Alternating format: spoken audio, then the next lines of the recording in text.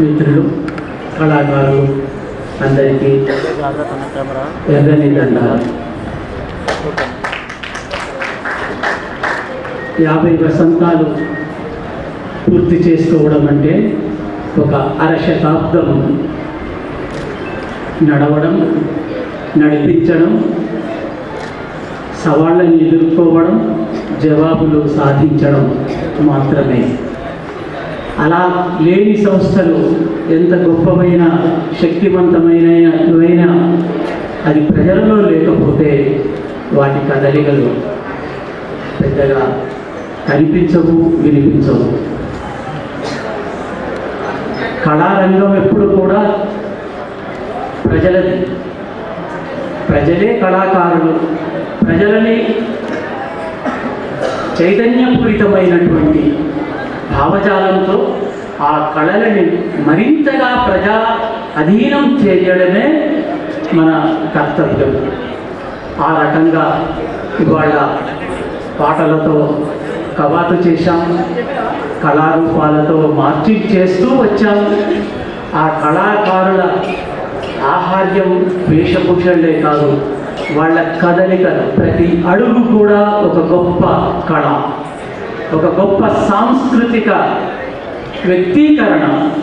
అది మనం గమనించాలి, అది మనం నలుమూలలా వినిపించాలి. ఈ 50 వసంతాల సభలకి ఆహ్వాన సంఘం అధ్యక్షుడిగా ఉండడం నాకు చాలా పెద్ద పెద్ద విషయాలు గర్వం అనిపించదు, కానీ ఇప్పుడు మాత్రం కాసింత గర్వంగానే ఉంది. ఎందుకంటే ఈ ప్రజా కళాకారుల మధ్య నుంచి మాట్లాడడం బాగుంది.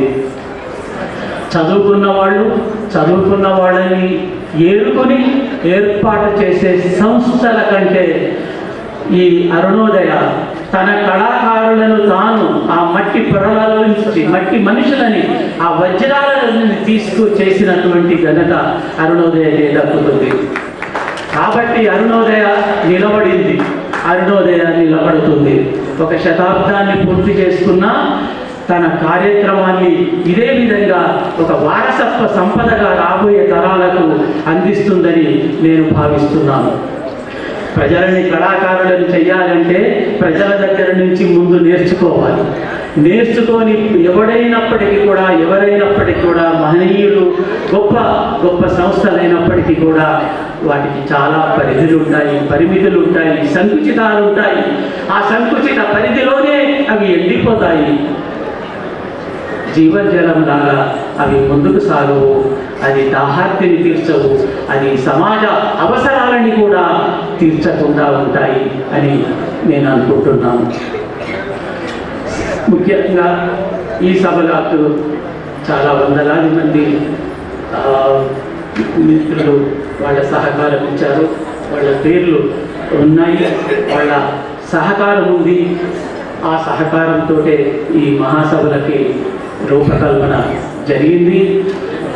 ఎంత పెద్ద సంస్థ అయినప్పటికీ కూడా మనకి కళా సంస్కృతి అధ్యయనం లేకపోతే, ప్రజల సాహిత్య సాంస్కృతిక కళాత్మక వ్యక్తీకరణల అధ్యయనం లేకపోతే అది సాంస్కృతిక రంగ సంస్థ కాదు, అది రాజకీయ సంస్థ.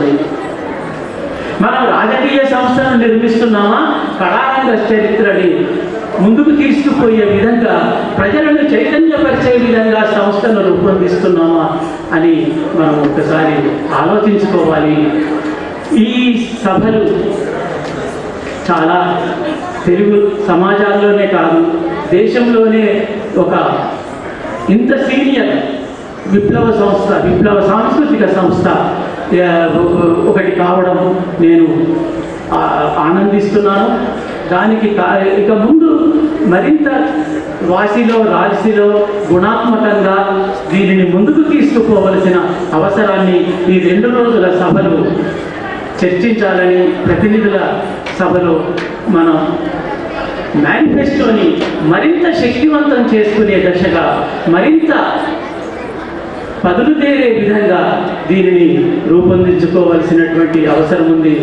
ఎందుకంటే ఫాసిజానికి వ్యతిరేకంగా మనం అనేక యుద్ధాలు చేయవలసి ఉంది. ఫాసిజం అంటే ఏదో ఒక నియంత ఉంటాడు, ఒక నియంత దేశం ఉంటుంది, వాళ్ళని ఎదుర్కోవడం కాదు. ఫాసిజం మనలోనూ ఉంటుంది, మన చుట్టుపక్కల ఉన్న వ్యవస్థలో ఉంటుంది. అది కులం రూపంలో ఉంటుంది, అది జాతీయ స్థాయిలో మతం రూపంలో ఉంటుంది, అది సామ్రాజ్యవాదం అయితే యుద్ధం రూపంలో ఉంటుంది. కానీ యుద్ధాన్ని వ్యతిరేకించడం ఎంత ముఖ్యమో ఇక్కడ ఈ నేలలో ఉన్న కుల ఆధిపత్య భావనలను కూడా యుద్ధంగానే భావించి దాన్ని నిర్మూలించవలసినటువంటి అవసరం ఉంది. ఎందుకంటే కులం రాచరికం, కులం భూస్వామ్యం, కులం దోపిడీ వ్యవస్థకి పనికొచ్చే పరికరం. కాబట్టి వీటిని నిర్మూలించకుండా యుద్ధాల గురించి మాట్లాడే, ఏదో ఎక్కడో దూరంగా ఉన్న సమస్యని మాట్లాడి మనం ఏదో అధికులమని చెప్పుకోవడానికి పనికి వస్తుందే తప్ప మన సమాజాన్ని సంస్కరించడానికి, ముందుకు తీసుకుపోవడానికి పనికిరాదు. ఇంతకుముందు చెప్పినట్లు ప్రజలలో నుంచి ఉన్నటువంటి ఈ కళాకారుల బృందాన్ని చూస్తుంటే నాకు చాలా ముచ్చటేస్తుంది. ఇంతమంది కళాకారులను తయారు చేసుకున్న అరుణోదయని నేను సభాముఖంగా అభినందనలు తెలియజేస్తున్నాను. ఇది చిన్న సైన్యమేం కాదు. ఇలాంటి సైన్యం 50 ఏళ్ల నుంచి వాళ్ళు ముందుకు నడిపిస్తున్నందుకు కానుకలు ఏమిటంటే పక్కన ఆ పక్కన ఈ పక్కన ముందు వెనకాల నుంచి కొన్ని కామెంట్స్ విసిరేయడమే వాళ్ళ చైతన్యమని అనుకుంటారు. కానీ అలా తమని తాము దూరం చేసుకొని ఇతర సంస్థలకు తామేదో కంటే పెద్దవాళ్ళమని భావించే వాళ్ళెవరూ కూడా ప్రజాస్వామ్యవాదులు కాదు. ప్రజాస్వామ్యం అంటే అది ఒక తల్లి శిశువు అనుబంధం లాంటిది సంస్థకి. ఈ ప్రజాస్వామ్యవాదులను ఏరుకొని సమావేశాలు పెట్టుకునే స్థితికి దిగజారడం అంటే ప్రజా సంఘాలలో ఉన్నటువంటి వాళ్ళని ఏరుకొని మనం కూడా ఒక సంస్థను పెట్టుకుందాము అని ఆలోచనలో ఉన్నంతకాలం అది ఎదగదు. దానికి ఎదుగు పొదుగులు లేవు, ఉండవు కూడా. ప్రజల్లో నుంచి మనం వెతుక్కోవాలి.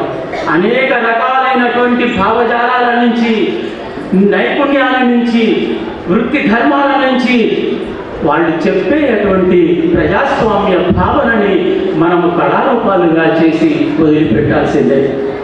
అట్లా అరుణోదయ చేసి పెట్టినటువంటి వెట్టి చాకిరి లాంటివి, ఆ తర్వాత ఒగ్గు కథలు, బుర్ర కథలు, ఇలాంటి ఎన్ని కళారూపాలు తీసుకున్నారు. ఒకప్పుడు జననాట్య మండలితో పోటీగా కళాకారులను తయారు చేసుకున్నారు. కానీ కొన్ని సంస్థలు ఉండి ఉండనట్టున్నాయి, వెళ్ళి వెళ్ళనట్టున్నాయి. ఆ కళాకారులు మిగిలారు, సంస్థలు పక్కకు వచ్చాయి. ఇదంతా ఒక యుద్ధంలో జరిగేటువంటి పరిస్థితి. దాన్ని మనం గౌరవిద్దాం. కానీ ప్రజాకళారంగం ఈ వినీలాకాశం కింద, ఈ నేల మీద గడ్డి మొలిసే మైదానాల్లో, పర్వతాల్లో నుంచి ఈ కళారంగాన్ని మనం అభివృద్ధి పరచుకోవాలి. అంటే మూలాల నుంచి మనం అభివృద్ధి పరచుకోవాలి. ఈ మూలధనం లేకపోతే సాహిత్య సాంస్కృతిక సంపదని మనం సృష్టించలేము. ఈ కళాకారుల నుంచి నేర్చుకోకుండా మనం సమాజానికి నేర్పించలేము. ఎన్నో పాటలు పరాయీకరింపబడినవి. విప్లవ రంగం నుంచి, అభ్యుదయ రంగంలో నుంచి మార్కెటీకరణ చేయబడ్డాయి కూడా. దానిని మనము ఇక ముందు ఆపుకునే ప్రయత్నాలు కూడా చేయవలసినటువంటి అవసరం ఉంది. ప్రత్యామ్నాయ